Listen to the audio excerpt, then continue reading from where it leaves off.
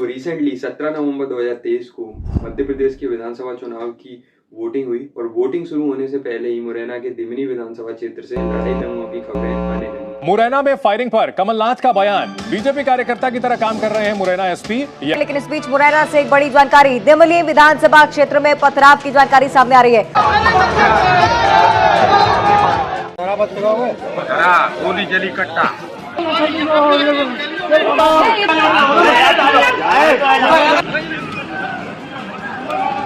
इनको ठाकुर भाइयों ने गोलियों से घायल कर दिया है और इनके पैरों में भी चोट लगी है और ऐसे भी कई साथी घायल हुए हैं। ग्राम पंचायत मैदान, पोलिंग नंबर 146-47, दिमनी विधानसभा क्षेत्र मुरैना। तो इस वीडियो में हम लोग देखते हैं कि विधानसभा चुनाव की प्रोसेस क्या होती है, इलेक्शन कमीशन ऑफ इंडिया क्या होता है, आरओ ऑफिसर्स कौन होते हैं और एआरओ ऑफिसर्स कौन होते हैं। तो हमारे देश में चाहे लोकसभा का चुनाव हो चाहे विधानसभा का चुनाव हो, सभी को election commission of India he conduct कराती है। इलेक्शन कमीशन ऑफ इंडिया हमारे कॉन्स्टिट्यूशन के आर्टिकल 324 के अंदर आती है। इलेक्शन कमीशन ऑफ इंडिया को अपने काम करने के सारे rules and regulation the representation of people act 1951 से मिलते हैं और जिस भी स्टेट में इलेक्शन होने होते हैं वहाँ पे इलेक्शन कमीशन ऑफ इंडिया पहले एक शेड्यूल जारी करता है, एक इलेक्शन शेड्यूल जारी करता है जिसमें इलेक्शन से जुड़ी हुई सारी इन्फॉर्मेशन दी गई रहती है और इस शेड्यूल में ये बताया जाता है कि इलेक्शन की ऑफिशियल नोटिफिकेशंस कब तक आएंगी, नॉमिनेशंस कब तक दर्ज किए जाएंगे और ये चुनाव कितने फेजेस में होगा। जैसे छत्तीसगढ़ में इस बार ये चुनाव 2 फेजेस में हो रहा है, एक 7 नवंबर और एक 17 नवंबर को। पर मध्य प्रदेश में ये चुनाव इस बार एक ही फेज में हुआ है 17 नवंबर को। और सबसे आखिर में वोट्स की काउंटिंग कब तक होगी। और इसके साथ ही इलेक्शन कमीशन ऑफ इंडिया कुछ ऑब्जर्वर्स की भी एक लिस्ट जारी करता है जिसमें सबसे पहले नंबर पे आते हैं एक्सपेंडिचर ऑब्जर्वर्स, दूसरे पे आते हैं जनरल ऑब्जर्वर्स और तीसरे पे आते हैं पुलिस ऑब्जर्वर्स। एक्सपेंडिचर ऑब्जर्वर्स में होते हैं IRS ऑफिसर्स और जनरल ऑब्जर्वर्स में आते हैं IAS ऑफिसर्स और सबसे तीसरे नंबर पे पुलिस ऑब्जर्वर्स में आते हैं IPS ऑफिसर्स। और इन ऑफिसर्स को स्टेट की सभी कॉन्स्टिट्यूएंसीज पे इलेक्शन प्रोसेस में नजर रखने के लिए अपॉइंट किया जाता है।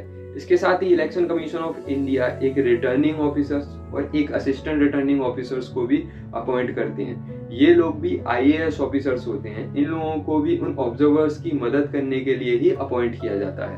आरओ का काम होता है अपनी कॉन्स्टिट्यूएंसीज में इलेक्शन से जुड़े हुए सारे फंक्शंस को देखना।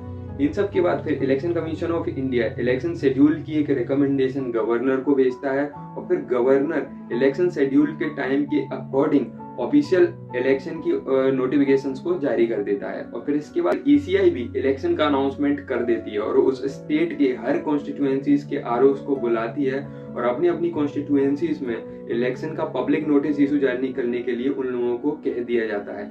और जैसे ही आरओस अपनी अपनी कॉन्स्टिट्यूएंसीज में इलेक्शन का पब्लिक नोटिस इशू जारी कर देते हैं, वैसे ही वहां उनकी कॉन्स्टिट्यूएंसीज में मॉडल कोड ऑफ कंडक्ट यानी कि आचार संहिता लागू हो जाती है। और फिर जिन जिन कैंडिडेट्स को उस इलेक्शन में खड़ा होना है, चाहे फिर वो किसी पार्टी के टिकट होल्डर हों या निर्दलीय उम्मीदवार हों, वो अपनी अपनी कॉन्स्टिट्यूएंसीज के आरओ के ऑफिस में जाते हैं और अपना नॉमिनेशन सबमिट कराते हैं। नॉमिनेशन सबमिट करने का टाइम सुबह 11 से दोपहर 3 बजे तक का होता है और जब ये कैंडिडेट नॉमिनेशन सबमिट कर रहे रहते हैं उस समय इन लोगों से एक सिक्योरिटी डिपॉजिट 5,000 रुपए का लिया जाता है। SC/ST के लिए ये अमाउंट 2,500 रुपए रहता है। एक कैंडिडेट मैक्सिमम 2 जगहों से अपना नॉमिनेशन फाइल कर सकता है, यानी कि एक कैंडिडेट 2 जगहों से चुनाव लड़ सकता है। इन सारे कैंडिडेट्स की नॉमिनेशन फाइल होने के बाद इलेक्शन कमीशन ऑफ इंडिया फिर इन सारे कैंडिडेट्स की एप्लीकेशंस को चेक करती है और जिस भी कैंडिडेट्स को अपना नाम वापस लेना है वो आखिरी डेट से पहले अपना नाम वापस ले सकता है। इन सब के बाद इलेक्शन कमीशन ऑफ इंडिया सारे कैंडिडेट्स के एप्लीकेशंस की एक फाइनल लिस्ट जारी कर देती है और इन सबको इनके इलेक्शन सिंबल्स भी दे दिए जाते हैं। और फिर सारे कैंडिडेट्स अपना अपना मैनिफेस्टो जारी करते हैं, यानी कि अपना अपना घोषणा पत्र जारी करते हैं और उन घोषणा पत्र में ये बताते हैं कि 5 साल में ये किस तरह से लीपेंगे। और फिर उसके बाद ये लोग अपने इलेक्शन कैंपेन में यानी कि अपने प्रचार प्रसार में लग जाते हैं। ये लोग अपने प्रचार प्रसार में खुल के पैसा खर्च नहीं कर सकते। इसकी एक लिमिट होती है जो कि ECI के द्वारा डिसाइड की जाती है। जनरली ये लिमिट 10 लाख रुपए की होती है और इस लिमिट के बाहर ये पैसा खर्च ना करें, इसकी रिस्पॉन्सिबिलिटी उन ऑब्जर्वर्स की होती है। ये ऑब्जर्वर्स इनको देखते हैं कि ये लोग लिमिट के बाहर पैसा खर्च कर रहे हैं या नहीं कर रहे हैं। इन कैंडिडेट्स को मैक्सिमम 2 हफ्ते का टाइम मिलता है अपना प्रचार प्रसार करने के लिए। और फिर आता है पोलिंग डे, जिस दिन वोट डलने हैं। एक कॉन्स्टिट्यूएंसीज के अंदर बहुत सारे पोलिंग स्टेशंस होते हैं। एक पूरी कॉन्स्टिट्यूएंसी में इलेक्शन कंडक्ट कराने की रिस्पॉन्सिबिलिटी आरओ और उसके अंडर आने वाले एआरओ की होती है। और अब क्योंकि किसी भी कॉन्स्टिट्यूएंसीज में पोलिंग स्टेशंस बहुत ज्यादा होते हैं, तो आरओ और एआरओ पर वर्कलोड बहुत ज्यादा हो जाता है। तो फिर इलेक्शन कमीशन ऑफ इंडिया के द्वारा एक पीठासीन अधिकारी यानी कि प्रिसाइडिंग ऑफिसर्स और एक पोलिंग ऑफिसर्स को भी अपॉइंट किया जाता है। ये ऑफिसर्स उस स्टेट के ही गवर्नमेंट ऑफिसर्स होते हैं, जैसे कि गवर्नमेंट स्कूल के टीचर या प्रिंसिपल्स। और फिर आता है पोलिंग डे, जिस दिन वोट डलने हैं। उस दिन आरओ अपने अपने पोलिंग स्टेशंस पर ईवीएम और वीवीपैट मशीन्स को सेफली पहुंचाते हैं। और उसी दिन प्रिसाइडिंग ऑफिसर्स यानी कि पीठासीन अधिकारी 6 बजे से पहले ही वहां पर अपने अपने पोलिंग स्टेशंस पे पहुंच जाते हैं, क्योंकि इन लोगों का काम होता है वहां पर इलेक्शंस को स्मूथली कंडक्ट कराना। और अगर कोई प्रॉब्लम आती है तो अपने आरओ को तुरंत इन्फॉर्म करना। प्रिसाइडिंग ऑफिसर पूरे दिन पोलिंग स्टेशंस पे ही रहते हैं, क्योंकि सारे वोट उन्हीं के सामने डलते हैं। और जब भी कोई आदमी वोट डालता है तो उसके बाद वो मशीन लॉक हो जाती है। इसके बाद फिर पीठासीन अधिकारी यानी कि प्रिसाइडिंग ऑफिसर्स के उस बटन को वापस दबाकर उस मशीन को अनलॉक करने के बाद ही दूसरा पर्सन आकर दोबारा से वोट डालता है। वोटिंग सुबह 7 बजे से स्टार्ट हो जाती है और जनरली शाम को 6 बजे तक चलती है। और फिर आता है इलेक्शन डे का एंड टाइम। इस दिन सारी ईवीएम्स और वीवीपैट मशीन को आरओ एक स्ट्रॉन्ग रूम में सेफली ले जाकर रख देता है और वहां पे ये सारी मशीनें सेफली रखी जाती हैं जब तक काउंटिंग नहीं हो रही है। और फिर आता है काउंटिंग डे, और फिर उस दिन हर कॉन्स्टिट्यूएंसीज के आरओस को वापस बुलाया जाता है और इनके सामने सेफ और सिक्योर काउंटिंग की जाती है। और काउंटिंग पूरी होने के बाद रिजल्ट डिक्लेयर कर दिया जाता है और जो कैंडिडेट जीत जाता है वो एमएलए बन जाता है। और फिर ईसीआई इस पूरे रिजल्ट को कलेक्ट करके गवर्नर को भेज देती है। और फिर जिस भी पार्टी के पास क्लियर मेजोरिटी होती है, मतलब 50% से ज्यादा सीट्स होती हैं, वो जीत जाती है। एग्जाम्पल लेते हैं मध्य प्रदेश का।